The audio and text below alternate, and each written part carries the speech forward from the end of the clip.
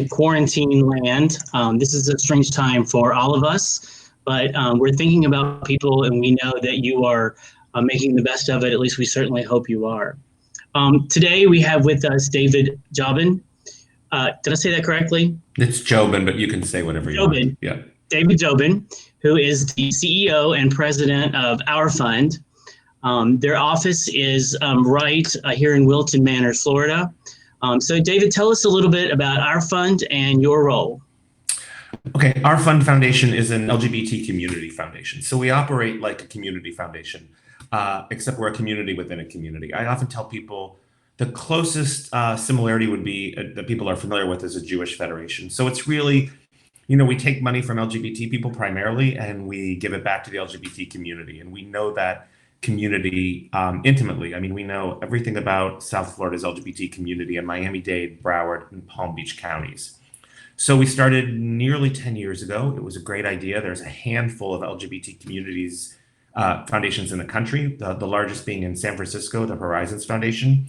And a group of pioneers thought we should have one here in Florida, and they started it. Okay. We're now $18 million in assets.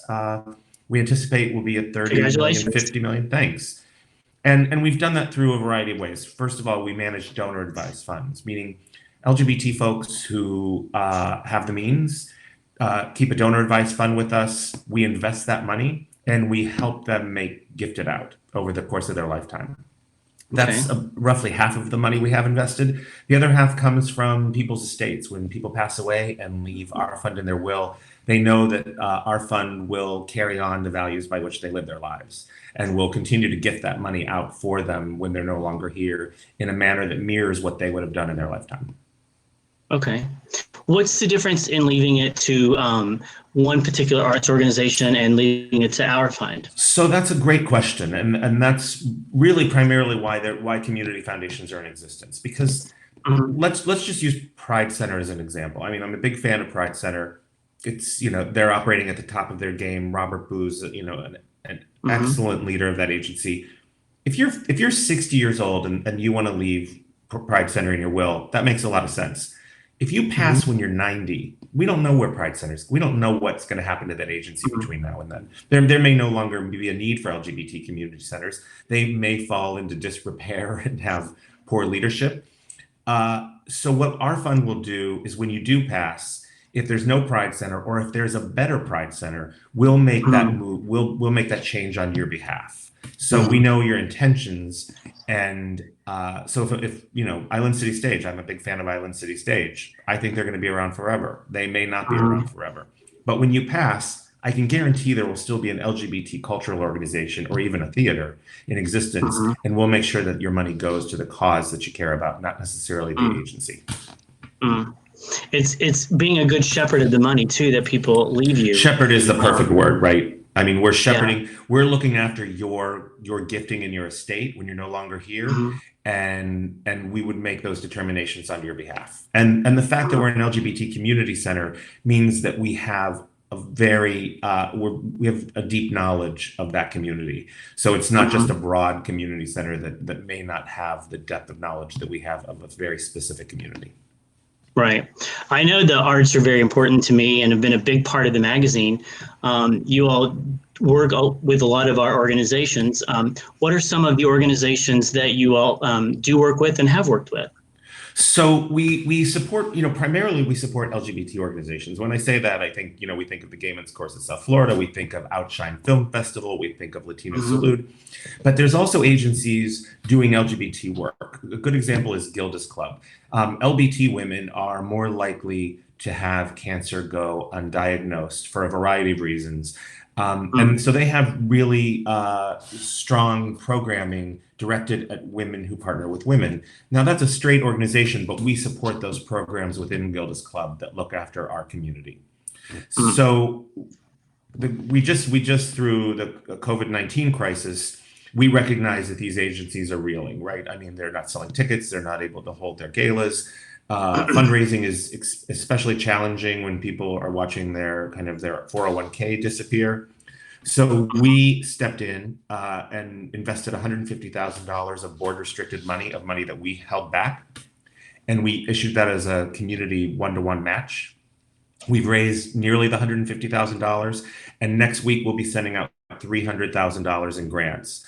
And so when you ask what agencies, there's 27 agencies that are kind of really in our network that we support regularly who are LGBT specific. So, you know, I could rattle off the names, but they're mostly agencies I think that we're familiar with. There are some smaller agencies and emerging agencies that people might not be as familiar with, but that's kind of our network. And I would say a third of the money that's going out next week is actually going to arts and culture organizations. They may not have been so specifically hit by COVID-19 in terms of their programming and their services, but we want to make certain that when we come out of this, they're on a really solid, firm footing to kind of relaunch in the summer months.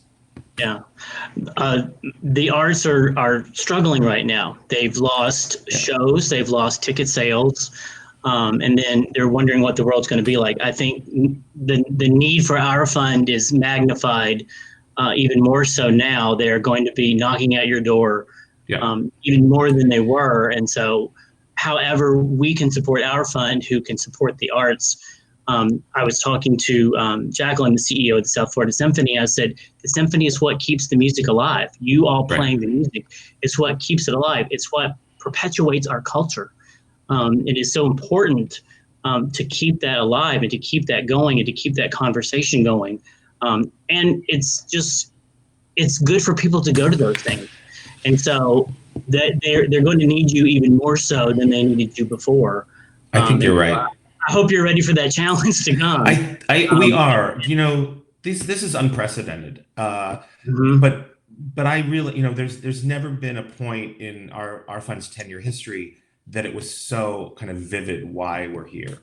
We're built to withstand this in a way that agencies aren't, right? I mean, we don't really have programs or services. We just have money that we invest in the community. And while yes, there was a downturn in the market and we were impacted by that, you know, to the tune of millions of dollars that we've seen disappear, we know it will come back, and we know that our fund will be here to withstand this storm and be here to support these agencies. And it felt especially great to launch the Resilience Fund, knowing that we weren't just helping agencies on the front line, and they're crucial, and they're going to be supported by us, organizations like Broward House and Poverello, Latino Salute, Sunshine Cathedral's Food Bank. But we're also able to support agencies who we just want to make certain are around when we come out of this, because our community, you know, we say at our fund that we're here to make South Florida the most livable community in the country for LGBT people. I really believe that South Florida is, I mean, there's no place like it in the world.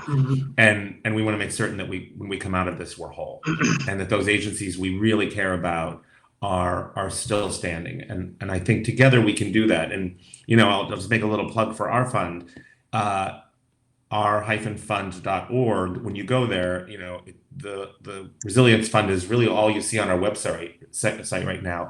And 100% of the gifts we receive are going right back out into the community. We receive nothing for it, but we are doing the vetting and the research to make certain that the money is going to the agencies who need it most. Okay. Tell me a little more about the Resilience Fund, if you can. Sure. So, you know, when we say we have a board restricted endowment, what that really means is when someone passes away, we're really only meant to spend 5% of the proceeds from that every year, meaning the earnings, so that the principal will never be touched. The goal of any community foundation is to grow and to make certain that it's there for future generations. Our board took the extraordinary step of actually kind of dipping into our restricted fund at $150,000 level to issue the one-to-one match. So this is, we've never done this in our history. I mean, we grant out $250,000 a year of our own money. We grant out from between, you know, with donor advised funds, $1.5 million a year.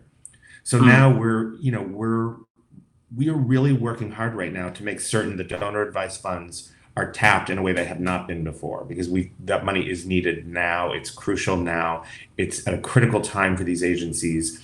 And we're here to make certain that the South Florida's largest LGBT donors are aware of what's needed. So, you know, we've never worked harder than we have in the past several weeks at raising money and frankly spending money. Yeah.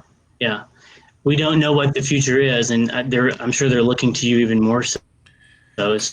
We appreciate what you're doing for the community. Well, we also, it's financial, but it's also, we were the first agency to step in, and we have we meet 3 times a week with the leaders of agencies whose programs are really vital right now. So I'm talking about Pride Center, Sunserve, Broward House, Legal Aid. We're meeting 3 times a week just to talk about what the needs are of the community, how the services of these agencies have been impacted, and we're only convening the meeting. I mean, we really, like I said, we don't have the programs and services that these agencies have, but it's important for the sharing of information. And that's another reason that our fund exists, is to bring people to the table, bring these agencies and their leaders to the table.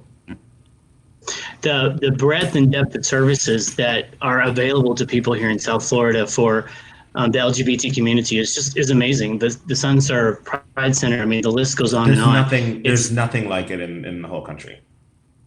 Yeah, yeah. And what people are doing and providing, it's really amazing. So this is great information. Yeah. What are some words that, go ahead.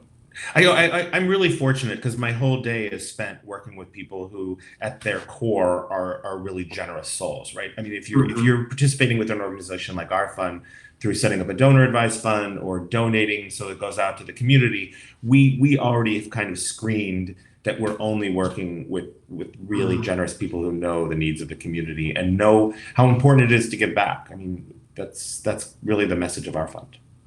Yeah, it's I've been working with the magazine, working with people. We really have a very altruistic community. The amount of give back is almost overwhelming and almost more than I can keep up with in a way. All of the fundraising and all of the give back and all of the services. It's amazing. It's very touching. Yeah. For all that is available to people here. So I'm grateful for what you do for those organizations. We're really fortunate to be in the position we're in, geographically and also in terms of the work that we do. Well, and I believe LGBT travel will still be here. We have the infrastructure to keep it here. I'm optimistic that the hottest, no pun and pun intended, LGBT travel destination. Yeah. I used to come to Fort Lauderdale to visit, and I fell in love with the city. It just had a vibe that I just fell in love with it. I made so many friends that finally said, you really should just save the plane fare and just move here. And we have such a beautiful city, our intracoastal canals and the beaches and our architecture and our people and our culture. It's a beautiful city. And it's a great thing to be part of. And I moved quite a bit in my life, and this is my favorite place that I've ever lived by far. I've lived in San Francisco, I've lived in Washington, D.C., and I can say without a doubt that this is my favorite place to live. And it's really because of the people who are here. Yeah, at the end of the day, it's the people that make it. Yeah. Are there any words of encouragement you'd like to share with people who are watching?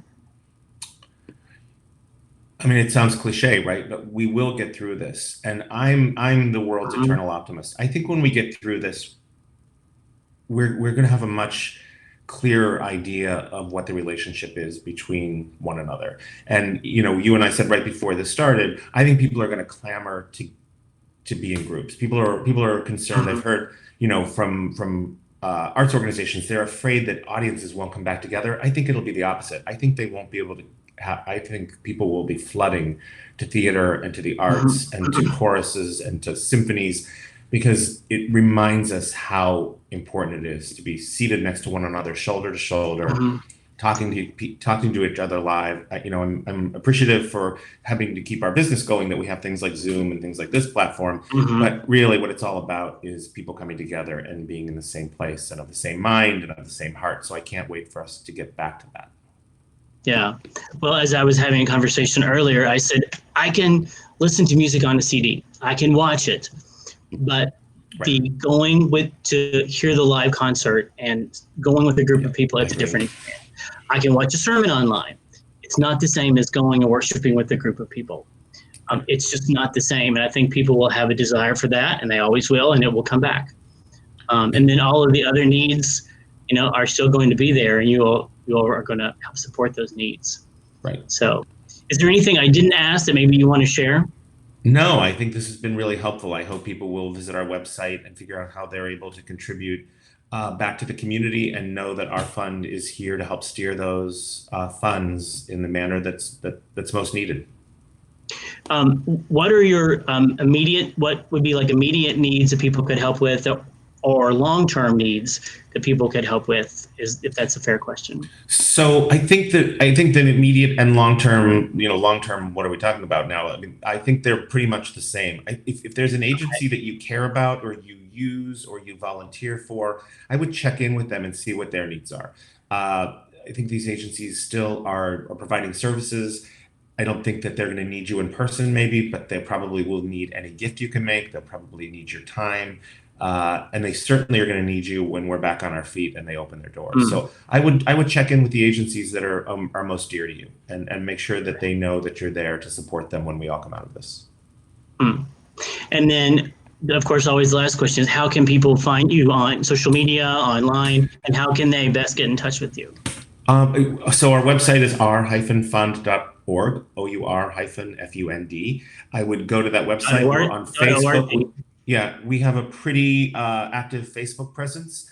Those are the best two ways to reach out to us right now. Our office is not open. We're at Wilton Station. We'll probably be open again in another month, and you can come by and see us. But for now, I would visit us on Facebook or on our website. Okay. Sounds good.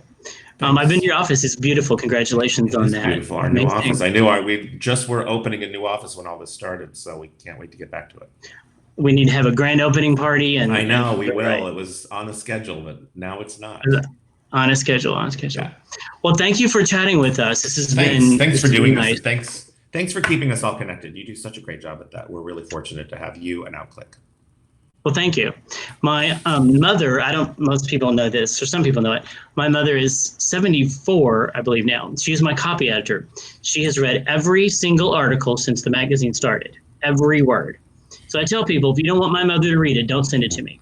But she sits down and reads the Woodford Sun, which is the newspaper of Woodford County, where I'm from, because she wants to know what's going on. It is, I think the subscription is $25 a year or something crazy low, but she sits down and reads the paper because she wants to know what's going on in the. It's kind of what started, is that how can we bring people together in a way, and I'm still learning who people are in organizations. And so thank you for saying that. That was one of the. Your mother and I have that in common. I've read every single article and every single edition too. Really? Yes.